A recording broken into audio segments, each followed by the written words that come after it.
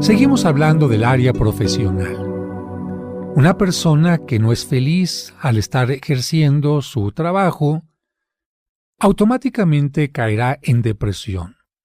Automáticamente podrá sentir una baja estima porque no está desarrollando sus talentos, no está desarrollando su creatividad, no está sintiendo que es valioso porque finalmente está haciendo un papel que no le tocaba hacer a él. Por eso estamos hablando, antes de hablar directamente de la autoestima, de estos temas. En cambio, imagínate a un niño o a un joven que le encanta hacer lo que está haciendo. Se siente realizado, se siente feliz, se siente tomado en cuenta, desarrolla su creatividad, se siente importante y sigue luchando por realizar de la mejor manera aquello que tanto le gusta. Quisiera pasar en este momento ahora al área social. Ya he mencionado que es muy importante que el ser humano entre en contacto con personas distintas. ¿Por qué? Porque las personas distintas son las que nos enriquecen. Si yo salgo siempre con una persona que es totalmente igual a mí, piensa igual que yo, cree lo mismo que yo, le gusta comer únicamente lo mismo que yo, tiene mi ritmo, mi pensamiento, todo, llegará un momento en que yo tendré una gran aburrición y aquella persona también. ¿Por qué? Porque no tenemos cosas que nos enriquezcan mutuamente. En cambio, reconozco que es muy difícil convivir con una persona que piensa totalmente distinto a ti. Reconozco que es muy difícil convivir con una persona que tiene otra religión, otro partido político. Reconozco que es difícil entender a una persona que tiene un sexo distinto al tuyo. Reconozco que es difícil convivir con una persona que tiene una edad totalmente distinta a la tuya o una cultura totalmente distinta. Sin embargo, este tipo de relaciones son las que te enriquecen, son las que te confrontan, son las que te hacen fundamentar tus ideas, tus sentimientos, tus creencias, o bien hacer a un lado aquellas cosas que no están bien fundamentadas y abrirte a nuevas experiencias. Yo recuerdo cuando me invitaron por primera vez a un banquete muy elegante, muy solemne. Bueno, yo te podría decir que mi primera intención fue declinar la invitación. ¿Por qué? Porque yo nunca había acudido a un banquete con embajadores, con la presencia de un rey y cosas así. Entonces, uno piensa, ¿voy a hacer el ridículo? Nunca he estado en un banquete de ese tipo.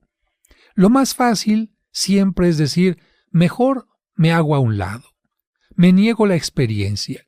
Afortunadamente hice a un lado este primer intento de negarlo y decidí aceptar la invitación.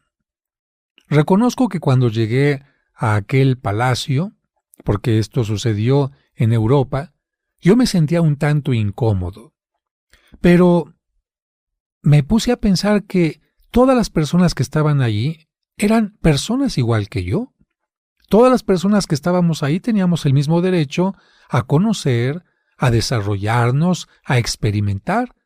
Y todos los que estábamos ahí teníamos algo de qué platicar porque cada uno de nosotros tenemos experiencias ricas y maravillosas.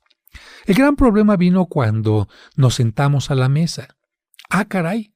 Había tantos cubiertos que la verdad yo no me acuerdo cuántos eran. Muchos cuchillos, muchas cucharas, tenedores, trinches, cucharitas pequeñitas.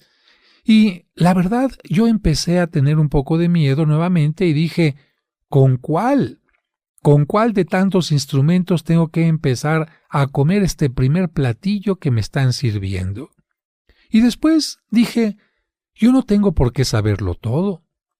Es tan fácil preguntarle a la persona que está a un lado y decirle, disculpe, es la primera vez que vengo a un banquete tan elegante. ¿Me podría decir usted con cuál podría comenzar? A la persona a la que yo le preguntara podría tener distintas actitudes. Si ella es sangrona, y a mí no me interesa si es sangrona o no. Si aquella persona es sangrona podría pensar, es que ¿cómo es posible que no sepa? Pero de cualquier manera me diría cuál cubierto tendría que tomar yo. Si la persona es una persona abierta, Me lo diría con tanto gusto y con tanta sonrisa que a lo mejor pensaría y me diría, ¿sabe qué? Yo un día también asistí por primera vez a un banquete y no sabía cuál tomar. O quizás hasta me diría, fíjese que yo tampoco sé con cuál empezar. Y entonces nos reiríamos y voltearíamos a ver a uno más para ver cuál cubierto tomaba. ¿Cuál sería el problema? Ninguno. ¿Por qué sentirse avergonzados? ¿Por qué sentirse menos? Y a través de esa experiencia yo te aseguro que aprendí muchas cosas, aprendí cómo se utilizaban determinados cubiertos que jamás había visto, aprendí determinados protocolos y aprendí que se podía enriquecer uno con una experiencia de este tipo. Bien, si tú eres de aquellas personas que solamente convives con las personas de tu pequeño grupo, de tu calle, de tu vecindad, de tu nivel económico, de tu escuela, y no te has puesto a convivir con personas totalmente distintas a ti, yo te diría que estás perdiendo una riqueza muy importante. Date la oportunidad de convivir con gente que tiene menos que tú, no solamente a nivel económico, que sabe menos, que tiene menos experiencia, que ha viajado menos, porque seguramente tú podrás enriquecerle un poco y aquella persona te dará también parte de lo que es ella. Pero también ponte a convivir con aquellas personas con las que te puedes sentir incómodo porque tienes menos que ellos, menos experiencia, menos recursos económicos, menos lo que sea. Y no te sientas menos por este tipo de cosas. El área profesional y el área social van muy ligadas. Si tú en tu profesión aprendes a relacionarte con mucha gente, también irás enriqueciendo tu vida. Y quiero recordar aquel ejemplo de las familias muéganos. Una mujer que siempre sale con su esposo a todos lados, una familia que siempre salen juntos a todos lados, nunca conviven con nadie más. En el momento, por una u otra razón, un accidente, la maduración y el crecimiento de los hijos, en el momento en que los hijos se van de la casa, no por odio, no por coraje, sino simplemente porque crecieron y tienen que marcharse, aquella pareja, papá y mamá que siempre vivieron como familia muégano y no tuvieron relación con ningún otro grupo, van a comenzar a sufrir. O aquella mujer que convivió siempre con su pareja todo el tiempo sin abrirse a otro tipo de relaciones, el día en que se queda viuda, va a sufrir terriblemente. Aprendamos a convivir con la sociedad porque la sociedad nos enriquece y nos hace ser mejores. El área económica ya la hemos tratado, es fácil de entender, valorar, aprovechar lo que tenemos, y el área espiritual también es importante. No es importante tener religión, es importante tener un pensamiento, una ética, una moral que marque lo que es correcto, lo que es bueno, lo que nos hace crecer en el aspecto de los valores. Pero no solamente tenerlo en la mente, sino ponerlo en práctica viviendo honestamente de acuerdo a esos valores. Por eso es que, por ejemplo, en mi caso, si yo soy católico y creo en un Dios Padre, mi confianza en ese Dios es exactamente como un Dios Padre. Platico con Él como si fuera un papá. Sé que me va a perdonar como si fuera un papá. Sé que me va a dar una oportunidad nueva cuando me equivoco porque sé que es un papá. Y también sé que cuando hay alguna cosa negativa que no entiendo, quizás no la entienda, pero yo sé que tiene una razón porque ese Dios no me puede descuidar.